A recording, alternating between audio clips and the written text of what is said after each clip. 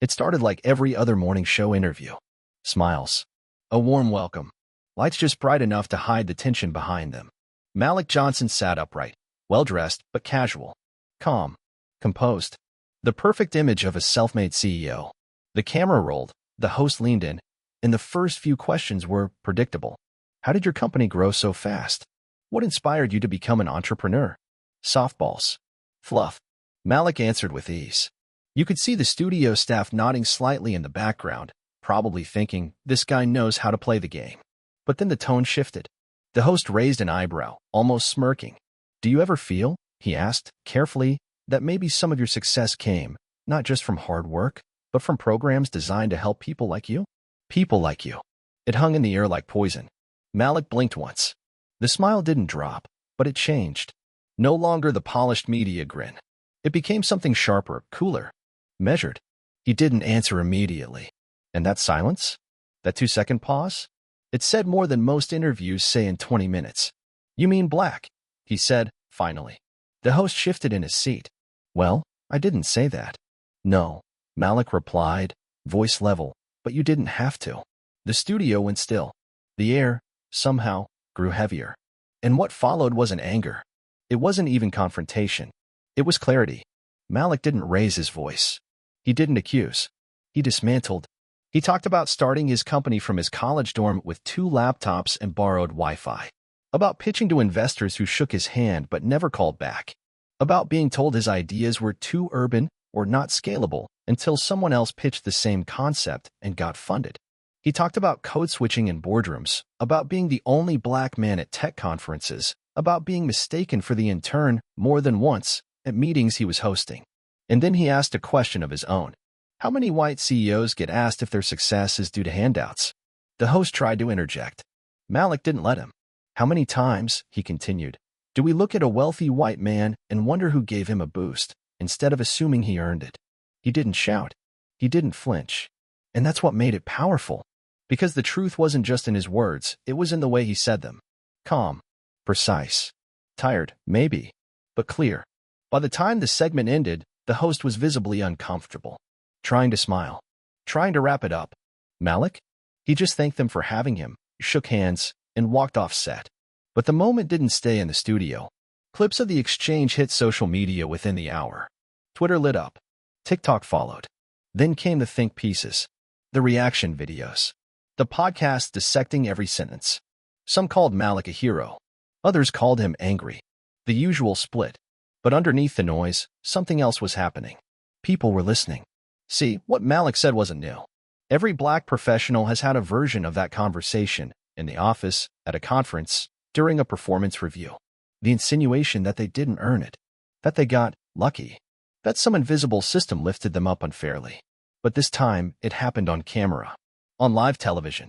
And someone pushed back, with facts, with grace, with the kind of presence that forces you to stop and reconsider what you thought you knew. It's easy to dismiss stories when they're told in private.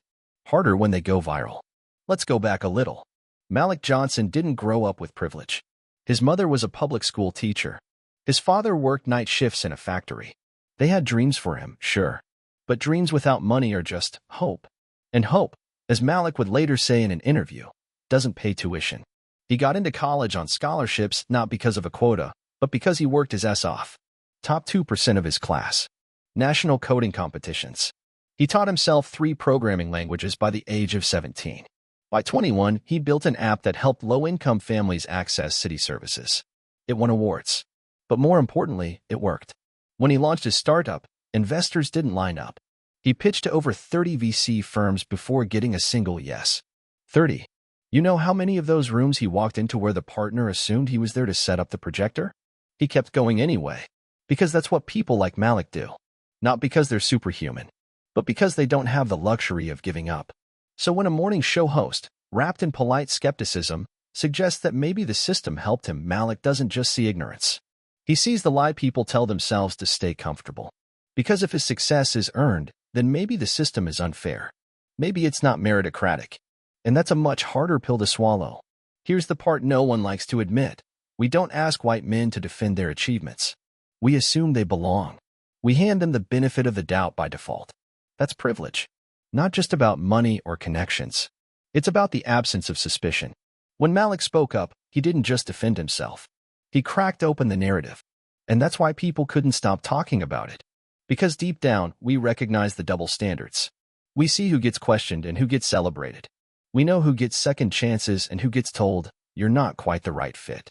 But we rarely say it out loud. This time, someone did. And it wasn't with anger.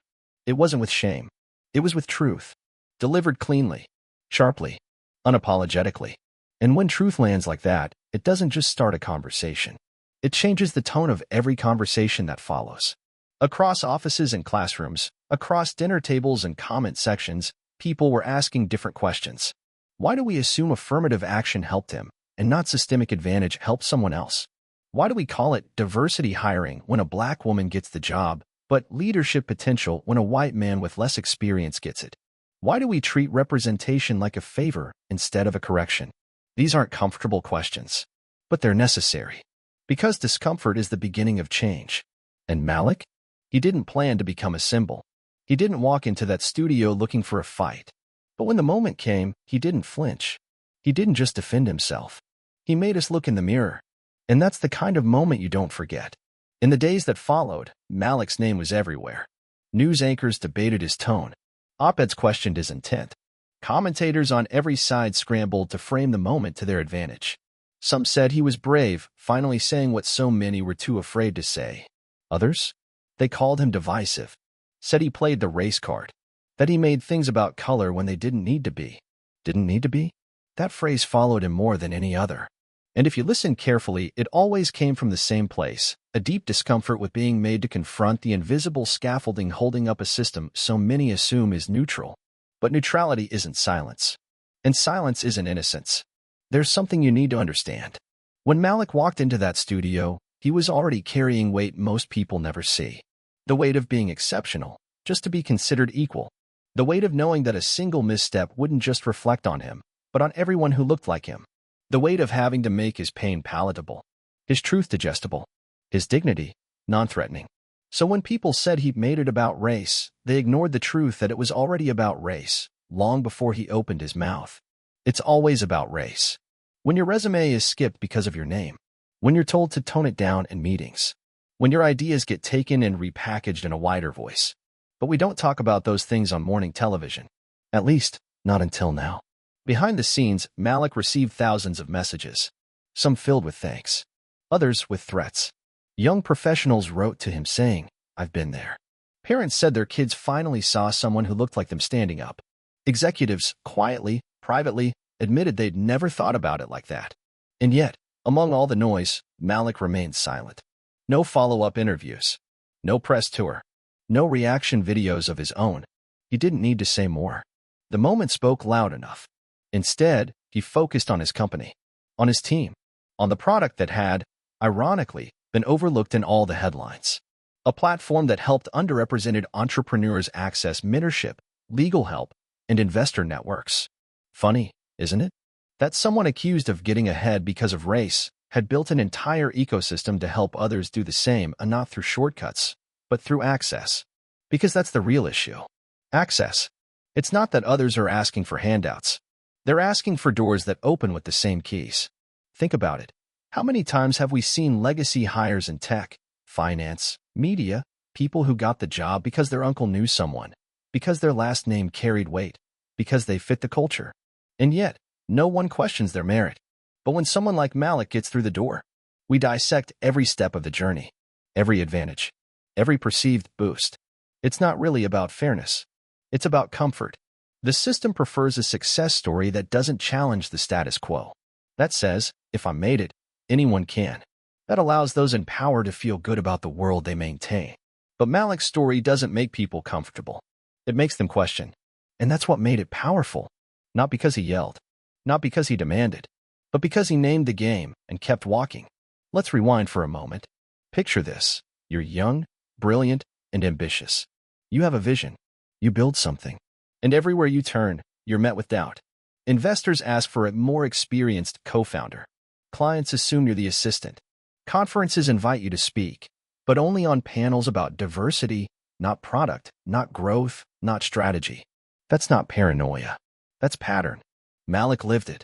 And when he finally had the platform to speak on it, he did. Not to get sympathy, but to get honesty. Because that's the cost of real change. You have to tell the truth, even when the room gets quiet. Especially then. The irony, of course, is that the people who tried to dismiss him only amplified his voice.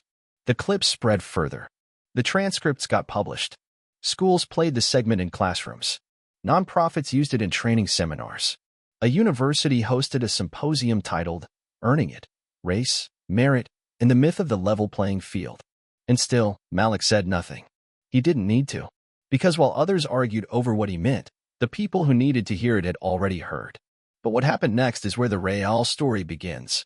A few weeks later, Malik received an invitation, private, exclusive, to speak at a roundtable of Fortune 500 CEOs. It wasn't publicized. No cameras. No press. Just decision-makers. And they didn't want a keynote. They wanted a conversation. He almost didn't go. Not because he was afraid. Because he was tired. Tired of being the one who had to explain what should be obvious. Tired of carrying the weight of everyone's education. Tired of the polite applause that never turns into action. But he went anyway. Not for himself. For the next Malik in line. The meeting wasn't hostile. It was quiet. Respectful. Curious. One CEO asked him directly, "What do we do? How do we fix this?" Malik looked around the room. Men and women who controlled billions of dollars, thousands of lives. And he said, "You don't need more panels. You need more power sharing. Silence. You already know who's underrepresented. You already know the numbers. So stop pretending you need more data. Start giving up the gatekeeping." They listened. And he continued, "Diversity isn't just a hire. It's who gets mentored, who gets second chances, who gets believed in before they've earned it, who's allowed to fail without being labeled a failure." The meeting lasted 2 hours. When he left, he didn't expect anything. But 2 months later, one of the CEOs hired a black woman as CTO.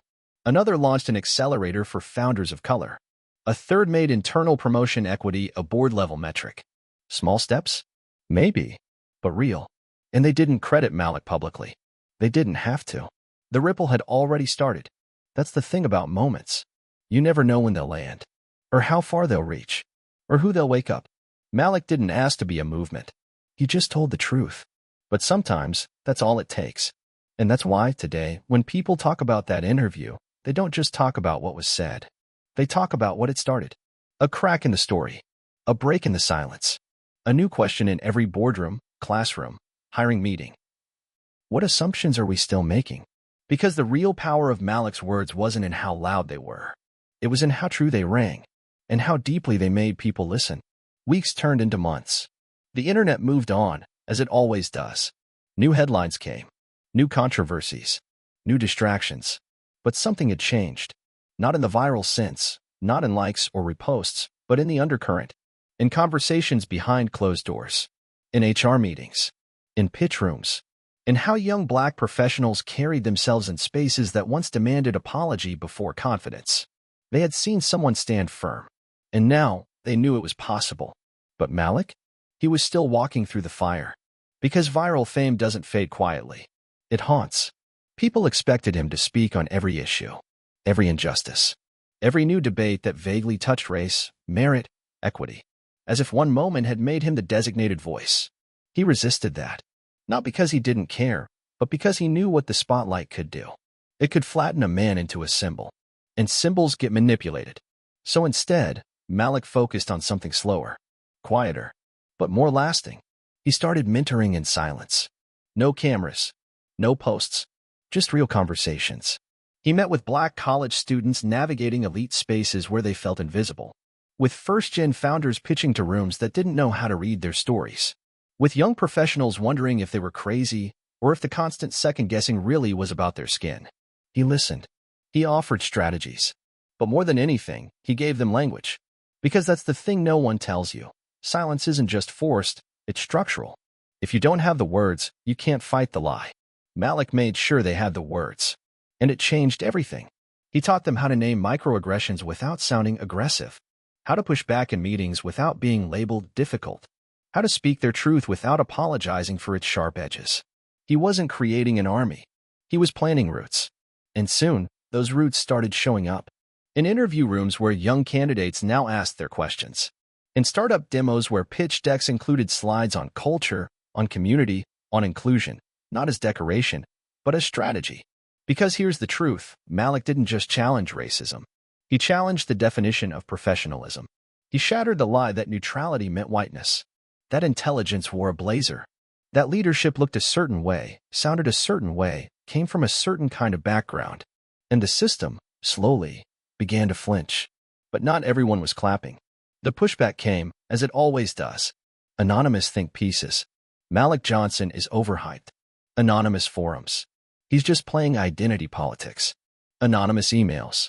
He's making it harder for people like me to get hired. It wasn't new.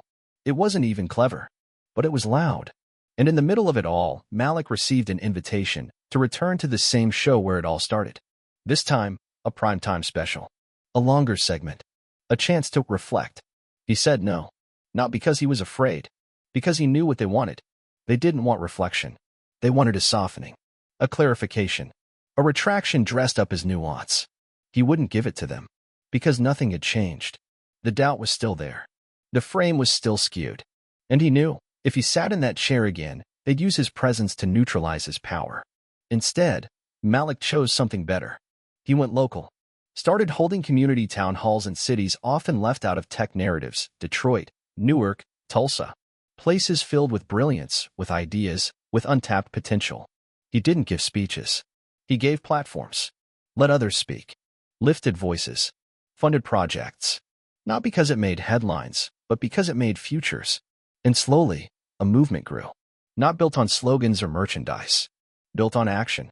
New founders cited him in pitch meetings, not because they were inspired, but because his moment had made their paths slightly less hostile.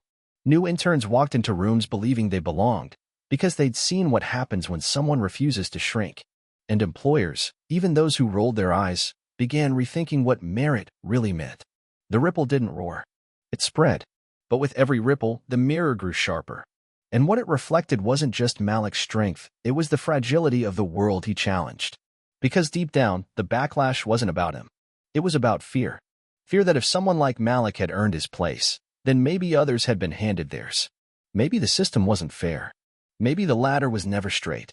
And that kind of fear doesn't go down easily. That fear demands a scapegoat. That fear wants Malik to fail. So they watched. Waited. Predicted his company would stumble. That the pressure would crack him. That he'd say the wrong thing and give them a reason to dismiss everything. But he didn't stumble. The product improved. The team grew. The valuation doubled. Not because of hype. Because of work. And still, the questions never stopped. Do you think this level of attention helps or hurts you? Do you feel responsible for being a role model? Do you worry that speaking out will limit your opportunities? Malik answered each one the same way. I'm not trying to be a symbol. I'm just refusing to be silent. And that refusal? That's what made him dangerous. Because silence is the currency of comfort. And when someone stops paying, the whole system shakes. 1 year after the interview, the same network ran a retrospective. A timeline of what had followed. The ratings spike. The think pieces. The social impact. They reached out again for comment. Malik declined. Instead, he released a single statement on his company blog. It read, 1 year ago, I was asked if I succeeded because of programs designed to help people like me. I've had a year to think about that. And the answer is this. Yes. Yes, I was helped. By a mother who believed in me. By mentors who saw my potential. By friends who lifted me up. And by a community that refuses to let each other fall. If that's what you mean by programs, then yes, I was helped. But I was not handed anything. I earned it. Every late night. Every rejection. Every risk. And I will never again allow anyone to question my place without questioning the place they think they're entitled to. He didn't sign it with a title. Just a name. Malik Johnson. The message went viral again. But this time, not because of controversy. Because of clarity. Because it wasn't just about race anymore. It was about truth. About the quiet rage of being underestimated. About the exhaustion of having to prove your worth twice, just to be seen once. About reclaiming the story before it gets written by someone else. And in that, Malik gave more than a moment. He gave a roadmap for how to speak up, how to hold the line, how to exist without apology, and how to win, not just in the game, but against it. The world had moved, but not evenly. In some places, Malik's name opened doors. In others, it closed them. Some investors were eager to associate with him, seeing his brand as future-facing, fearless. Others quietly backed away, unwilling to court disruption. He knew this would happen. You don't break a system without being seen as a threat to it. But what surprised him was who came next. A young woman, 26, computer science major, south side of Chicago. Her name was Asha. She'd watched Malik's original interview in a dorm room surrounded by friends who all sat in silence when it ended. She didn't cry. She planned. 6 months later, she launched a startup, AI tools for education access in underserved communities. Her pitch deck? It began with a quote from Malik's blog. If you don't own your story, they'll weaponize the version they wrote for you. She raised $2 million in her first round. When she was asked how she planned to scale, she said, "The same way Malik Johnson did. With clarity, courage, and the refusal to ask permission." And she wasn't alone. Across the country, across the globe, a generation was waking up to the realization that they didn't need to soften their edges to fit. They just needed to stop explaining themselves to people who never listened. Malik started getting letters. Not just from fans, from kids. 17, 15, 13. Telling him that because of him, they joined debate club, started a robotics team, decided to study law, engineering, film, and not because they thought it would be easy, but because now they knew they could. This is legacy. Not fame, not fortune, but possibility. But legacy comes with cost. One night, Malik was walking home from a late meeting. Same route, same city, nothing unusual. Until a police car pulled up. He was dressed sharp, calm voice, clear hands. Didn't matter. They said he matched a description. Asked him to explain where he was coming from, what he did for a living, why he was in this neighborhood. He smiled. Not out of fear, out of familiarity. This wasn't new. What was new was what happened next. A teenager across the street saw it. Started filming. Then another. Then a neighbor stepped out. And the officers, now aware of the lenses pointed at them, shifted their tone. Let him go. No apology. He went home, sat down, and for the first time in a long time, he felt the weight.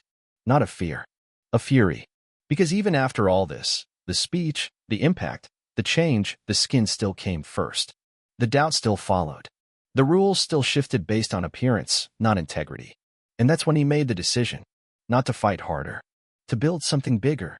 He gathered a team, not just coders and marketers, thinkers, educators, organizers, sociologists. People who understood not just systems of tech, but systems of power. They started quietly. No press.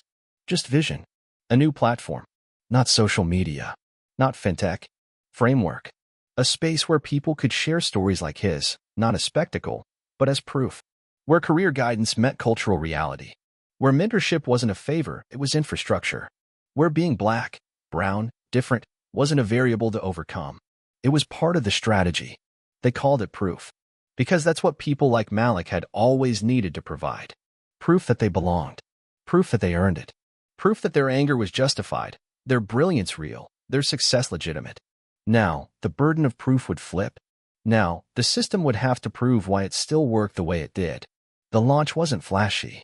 It didn't need to be. The sign-ups flooded in. And not just from black users. From anyone who had ever felt underestimated, misread, mislabeled. First-gen students, immigrant founders, women in STEM, neurodivergent creators. It became more than a platform. It became a blueprint. And people noticed. A mainstream magazine ran a cover story. From viral moment to quiet revolution, Malik Johnson is still rewriting the rules. They asked for a new interview. He agreed, with one condition. No studio. No stage. Just him. A park bench. A handheld mic. They asked him, "Do you think this all started because of that one interview?" He shook his head. No. It started long before that. It started the first time someone looked at me and saw a statistic instead of a soul. Then why go on the show? Because sometimes you have to speak into the system to break its spell. He paused. But breaking it isn't enough. You have to build what comes next. And that's what he was doing now. Not chasing headlines. Planting foundations. And here's what made it powerful. No one gave him permission. He didn't wait for approval. He didn't soften for applause. He walked straight through the discomfort.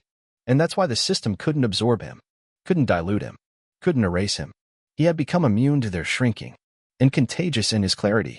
By year 2, Proof had offices in 5 cities. Satellite programs in high schools. partnerships with companies ready to change not just their PR, but their practices. And through it all, Malik stayed the same. Not flawless, not perfect, but rooted.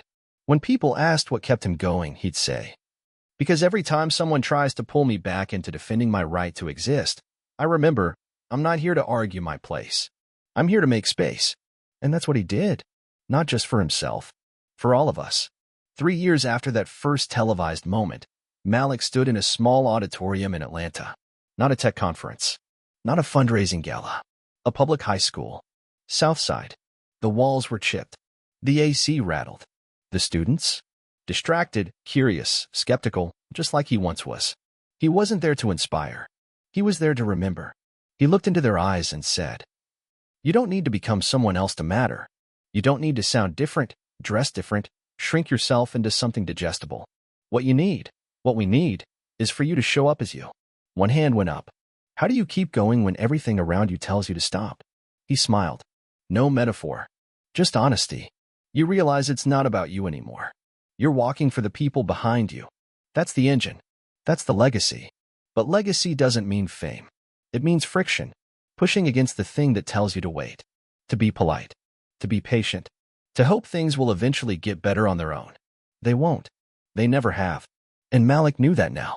Because even with all the headlines, there were still boardrooms with zero diversity. Still panels full of sameness. Still systems rewarding the familiar over the excellent. He had changed some things, not everything. But that's the thing about truth. Once it's spoken, it never disappears. It becomes a pulse. A reference point. A warning. And that's what Malik had become. Not a savior. A signal. The signal that says, you're not crazy. You're not alone. You're not asking for too much. You're asking for exactly what they promised: fairness. And if that threatens them, good. Let it. Because sometimes the most radical thing you can do is refuse to explain your humanity. Not justify it. Not repackage it. Just live it, fully and unapologetically. By year 4, Malik's company had launched initiatives in over 30 cities. The curriculum they developed with community leaders became a national pilot program. Big Tech had no choice but to respond. Some called it the Johnson effect. But he never claimed ownership. He said, "I just lit a match. Y'all brought the firewood." Still, the criticism lingered. They called him divisive. Said he was making everything about race. Tried to label his work as political, polarizing, disruptive. And he never denied it. Because what they called disruption, he called restoration. What they called divisive, he called honest. What they called dangerous, he called overdue. He stopped trying to be palatable. Because he realized something: comfort is not a metric of progress. In fact, the moment they're too comfortable is the moment you're no longer making change. And Malik wasn't here to be comfortable. He was here to shift gravity. In private, he still had moments of doubt. Nights when the noise got too loud. When the pressure threatened to hollow him out. But he stayed grounded. Not in ambition. In people. The student who emailed him after getting their first internship, because they'd finally stopped toning down their story. The single mom who used Proof's platform to switch careers, because someone finally spoke her language. The kid in a hoodie who walked into a scholarship interview and didn't apologize for who he was, because he didn't have to anymore. That's the real ROI. Not the valuation. The validation. That someone like him, someone doubted, questioned, underestimated, could build something undeniable. And make it harder for the next person to be ignored. In the 5th year, they offered him an award. Pioneer of the Decade.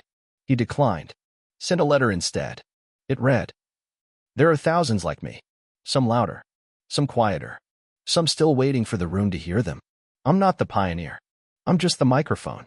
And in that sentence, he gave the world its mirror back. Because this story? It's not just Malik's. It's ours. It's the story of what happens when you refuse to play the part written for you. When you speak up even when your voice shakes. When you choose clarity over comfort. And truth over tradition. So if you're watching this, wondering if it's worth it. If your silence is the price of being accepted. If your truth is too much for the room. Let Malik's story be your permission. Not to be reckless, but to be real. Because this world doesn't change by staying polite. It changes when people stop whispering and start building. And once you start building, they can't stop you. So keep going. Speak boldly. Stand firmly.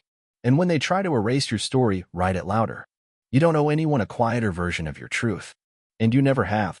Subscribe for more stories that challenge, provoke, and empower.